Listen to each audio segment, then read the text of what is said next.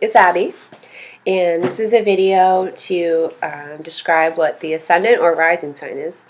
So there was a specific sign on the horizon when you were born, and to know what it was, you have to know the exact time of your birth, or approximately, because the signs change every 2 hours or so. They complete the full zodiac every day. So if you do know your birth time, you can always go onto a website that provides free charts. I use astro.com. I've been using it for about 15 years or so, and it's great. It gives you all sorts of charts for free, so you just have to create a login. There's other sites that do this. I just prefer this one. And you have to type in your birth date, time, and place. And then you'll be able to know your whole chart, not just your rising sign, but what every planet, every sign every planet was in, every house it was in at your birth.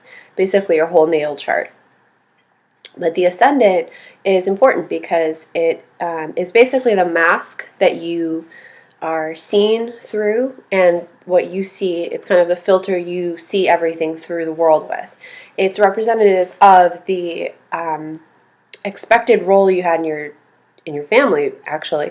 So let's say you came into this world as a Leo, but your family expected you to be very like serving and help out and clean and just be very like dedicated to the family. You might have a Virgo rising, so you might come across to the world as more of a Virgo at first than a Leo, because that's sort of your first approach to all situations. It's your defense mechanism because it's what you learn to do within your family unit, and you carry that through life. So it can be detrimental, especially if your sun sign or your other signs like your moon sign aren't compatible with it, but you can always learn to work with it, and anything you have that didn't work for you is just a challenge that you can use as contrast, basically, to overcome and to make a better life for yourself.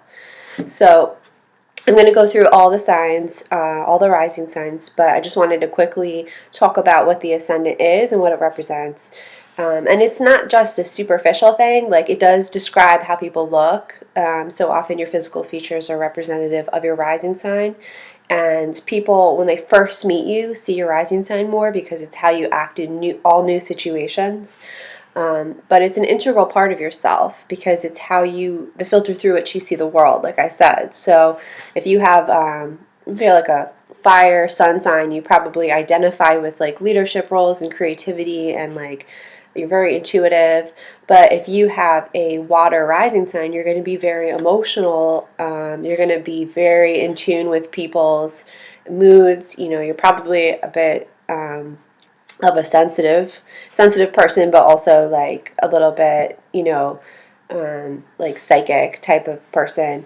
So it's part of who you are. It's not just the outer part. It's who you learn to be because you are expected to be a certain way in your family. So it is very important, and it's one of the 3 most important points in the chart, I would say, with the sun and the moon sign. So that is what the rising sign is, and I'm going to go through each one separately. Thanks.